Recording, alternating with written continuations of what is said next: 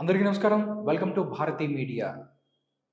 2024 ఎలక్షన్స్‌లో పోటీ చేయబోయే తెలుగుదేశం పార్టీ, అదేవిధంగా జనసేన పార్టీకి సంబంధించిన ఉమ్మడి అభ్యర్థుల జాబితాను రిలీజ్ చేశారు ఈరోజు. మొత్తంగా చూసుకుంటే 99 మంది, దాంట్లో 94 మంది టీడీపీ నుంచి, అదేవిధంగా జనసేన నుంచి 5గురు అభ్యర్థులు ఎవరైతే ఉన్నారో వాళ్ళు ఏ ఏ స్థానాల నుంచి పోటీ చేస్తారు అనే విషయాన్ని ఈరోజు ప్రకటించారు. ఈరోజు మంచి రోజు కావడంతో తెలుగుదేశం పార్టీ అధ్యక్షుడు నారా చంద్రబాబు నాయుడు గారిని కానీ, దాంతోపాటు జనసేన అధ్యక్షుడు పవన్ కళ్యాణ్ ఇద్దరూ కలిసి స్వయంగా వాళ్ళు ప్రకటించారు. మొత్తం 94 మంది తెలుగుదేశం అభ్యర్థులు, దాంతోపాటు 5గురు జనసేనకు సంబంధించిన అభ్యర్థుల జాబితాను రిలీజ్ చేశారు. అంటే మొత్తం 175 స్థానాలు ఏదైతే ఉన్నాయో దానికి సంబంధించి 99 స్థానాలు ఉండగా 76 స్థానాలు ప్రకటించాల్సి ఉంది. దీంట్లో మనం చూసుకున్నట్లయితే ఎక్కడైనా మనం చూడంగానే ఎక్కడికైనా ఏదైనా కార్యక్రమం మొదలుపెట్టినా లేకపోతే ఏదైనా ఉన్నా కానీ లేడీస్ ఫస్ట్ అంటారు. దానికి సంబంధించి ఇక్కడ కూడా ఫస్ట్ లిస్ట్లో లేడీస్ ఫస్ట్ ఎట్లయితే అన్నారో ఫస్ట్ లిస్ట్లో తెలుగుదేశం జనసేన ఉమ్మడి అభ్యర్థుల్ని టోటల్గా 14 మంది మహిళల్ని ప్రకటించింది Telugu Desam party and Janasena party. నిజంగా చూస్తే 99 మంది అభ్యర్థుల్లో 14 మంది మహిళలకి స్థానం కల్పించింది. వాళ్ళు ఎవరు, ఎక్కడెక్కడి నుంచి వాళ్ళు పోటీ చేయబోతున్నారు అనేది ఇప్పుడు తెలుసుకుందాం. మొత్తంగా చూసుకున్నట్టయితే మొదటిగా పెనుకొండ నుంచి సవిత ఇక్కడ నుంచి పోటీ చేయబోతున్నారు. తెలుగుదేశం పార్టీ అండ్ జనసేన పార్టీకి సంబంధించి ఉమ్మడి అభ్యర్థిగా సవిత పోటీ చేయబోతున్నారు. ఎన్నో రోజుల నుంచి ఆవిడ రాజకీయాల్లో ఉన్నారు. దానికి సంబంధించి ఆవిడ అక్కడ కొన్ని రోజుల నుంచి పార్టీ కార్యక్రమాల్లో చురుగ్గా పాల్గొంటున్నారు. దానికి సంబంధించి అక్కడి నుంచి పెనుగొండ నుంచి సవితని నిలబెట్టారు Telugu Desam party and Janasena party ఉమ్మడి అభ్యర్థిగా. దాని తర్వాత పెనుగొండ సవిత, దాని తర్వాత రాప్తాడు పరిటాల సునీత, ఇక్కడ మరొక మహిళా అభ్యర్థి పరిటాల సునీతికి ఇక్కడ టీడీపీ పార్టీ టికెట్ ఇచ్చిందని చెప్పొచ్చు. నిజంగా చూసినట్టయితే అనంతపురం రాజకీయాల్లో పరిటాల రవీంద్రకు ఉన్న స్థానం నిజంగా ప్రత్యేకమైనది. ఇక్కడ ఆయన తిరుగులేని నాయకుడిగా ఇక్కడ రాజకీయాలు నడిపారు. దాని తర్వాత పరిటాల రవి మరణం తర్వాత తెలుగుదేశం పార్టీకి అక్కడ ప్రభావం కోల్పోయిందని చెప్పాలి. దాని తర్వాత కాలంలో చిన్నగా దాని యొక్క ప్రభావం తగ్గుతున్న వేళ పరిటాల సునీత, ఎవరైతే పరిటాల రవీంద్ర సతీమణి సునీత ఉన్నారో అక్కడ అనంతపురం రాజకీయాలలో తెలుగుదేశం పార్టీకి ఏదైతే ఉందో అందరినీ ఒక తాటి మీద తీసుకొచ్చి అక్కడ పార్టీని బలోపేతం చేస్తూ ముందుకెళ్తున్నారు. అక్కడ రాప్తాడు నుంచి సునీతకి సీట్ ఇచ్చారు. పెనుగొండ సవిత, రాప్తాడు పరిటాల సునీత.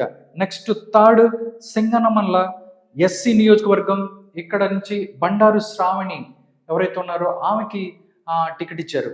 అంటే అనంతపురం జిల్లాలో సింగనమల ఎస్సీ కాన్స్టిట్యున్సీ, ఇక్కడి నుంచి ఎవరైతే పరిటాల సునీత తర్వాత బండారు శ్రావణి ఇక్కడి నుంచి Telugu Desam party and Janasena party ఉమ్మడి అభ్యర్థిగా పోటీ చేయబోతున్నారు.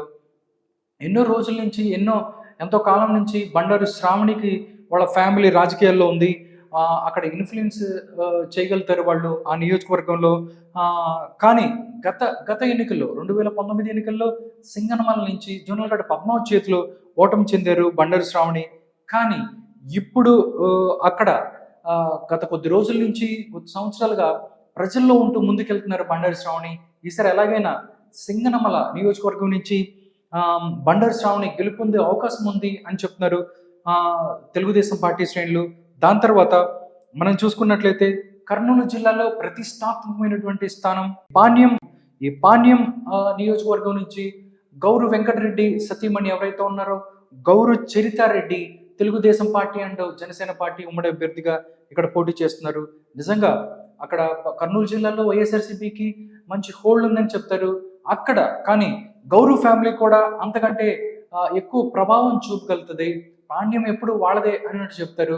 ఇక్కడ గౌరు వర్సెస్ బైరెడ్డి వార్ జరుగుతూ ఉంటుంది. ఒకవైపు బైరెడ్డి సిద్ధార్థ రెడ్డి ఎవరైతే ఉన్నారో వైఎస్ఆర్ కాంగ్రెస్ పార్టీకి లీడ్ చేస్తున్నారు. కర్నూలు జిల్లాలో ఉన్న ఈ ఈ పాణ్యం నియోజకవర్గం నుంచి గౌరు చరితారెడ్డి తెలుగుదేశం పార్టీ అభ్యర్థిగా ఇక్కడ పోటీ చేయబోతున్నారు.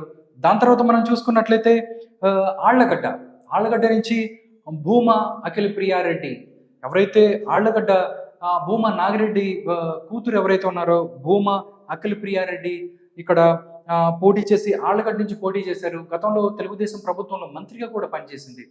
దాని తర్వాత కొన్ని కేసులకు సంబంధించి అవ్వచ్చు, లేకపోతే ఎవరైతే ఆ నియోజకవర్గంలో కొన్ని విభేదాల వల్ల కొన్ని రోజులు ఆవిడ డ్రాబ్యాక్ అయ్యారు, అంటే కొంచెం వెనకంజలో ఉన్నారు. కానీ ఆవిడకి సీటు వస్తుందా రాదా అన్నది కూడా కొంచెం డైలమాలో ఉంది.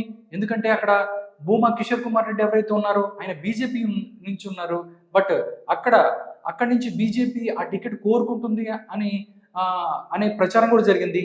దీనిలో భాగంగానే ఆ ప్రచారానికి తెరదించుతూ ఆళ్లగడ్డ నుంచి భూమా అఖిల ప్రియారెడ్డి ఇక్కడి నుంచి తెలుగుదేశం పార్టీ అభ్యర్థిగా పోటీ చేయబోతున్నారు. నెక్స్ట్ మనం చూసుకున్నట్లయితే కడప, వైఎస్ఆర్సీపీకి కడప అనేది చాలా కంచుకోటగా ఉంటుంది. ఇక్కడి నుంచి రెడ్డప్ప గారి మాధవి రెడ్డి ఎవరైతే ఉన్నారో ఇక్కడి నుంచి కడప అసెంబ్లీ అభ్యర్థిగా పోటీ చేయబోతున్నారు. చాలా స్ట్రాంగ్ పర్సన్ రెడ్డప్ప గారి శ్రీనివాసరెడ్డి అక్కడ కొంచెం స్ట్రాంగ్ పర్సన్గా కొన్ని రోజుల నుంచి కడప జిల్లాను లీడ్ చేస్తూ ఉన్నారు. ఆయన సతీమణి రెడ్డప్ప గారి మాధవి రెడ్డి ఇక్కడి నుంచి తెలుగుదేశం పార్టీ జనసేన ఉమ్మడి అభ్యర్థిగా కడప యొక్క అసెంబ్లీ స్థానం నుంచి పోటీ చేయబోతున్నారు. దాని తర్వాత మనం చూసుకున్నట్టయితే సుల్లూరుపేట, ఇది ఎస్సీ నియోజకవర్గం, ఇక్కడి నుంచి విజయశ్రీ పోటీ చేయబోతుంది. దాని తర్వాత మనం చూసుకున్నట్లయితే నందిగామ ఇది కూడా ఎస్సీ నియోజకవర్గమే. ఇక్కడి నుంచి తంగిరాల సౌమ్య ఎవరైతే ఉన్నారో తంగిరాల సౌమ్య టీడీపీ జనసేన పార్టీ అభ్యర్థిగా ఆవిడ అక్కడి నుంచి పోటీ చేయబోతున్నారు. గత 2019 ఎలక్షన్స్ లో కూడా ఇక్కడ తంగిరాల సౌమ్య పోటీ చేశారు.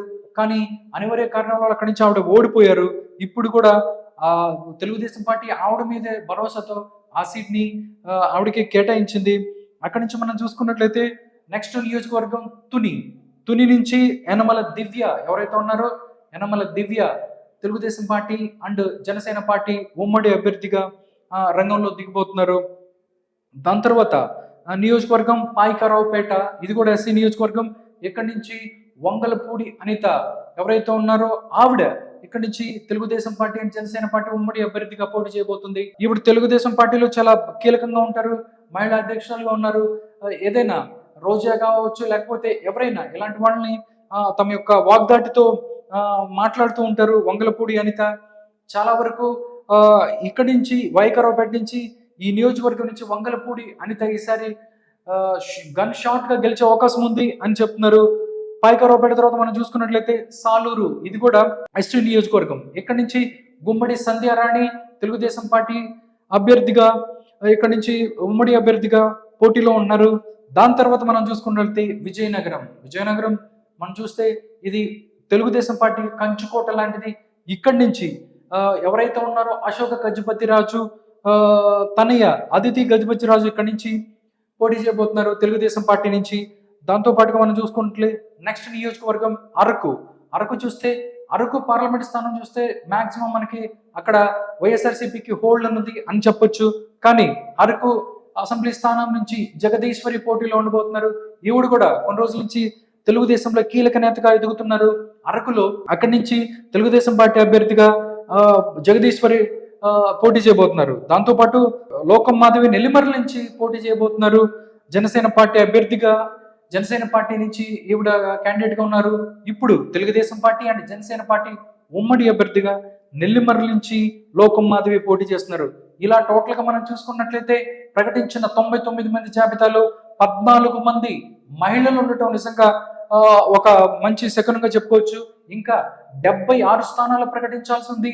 ఈ 76 స్థానాల్లో ఇంకా మహిళలు ఉంటారా, లేకపోతే మగవారితోనే ఎక్కువ ఎవరైతే కంటెస్టెంట్స్ ఎవరైతే ఉన్నారో వాళ్ళతోనే నింపుతారా అనేది చూద్దాం. నెక్స్ట్ కొన్ని రోజులు 28వ తారీఖున సభ జరగబోతుంది. దానికి సంబంధించి ఆ రోజు ఈ మిగతా 76 మంది లిస్ట్ విడుదల చేసే అవకాశం ఉంది. దాంట్లో మహిళలకు ఇంకా అవకాశం కల్పిస్తారా లేదా ఎంతటితోనే ఆగుతారా అనేది చూద్దాం. రానున్న కాలంలో ఇంకా ఈ మహిళా అభ్యర్థుల సంఖ్య పెరుగుతుందా లేదా ఇలాగే ఉంటుందా అనేది చూడాలి.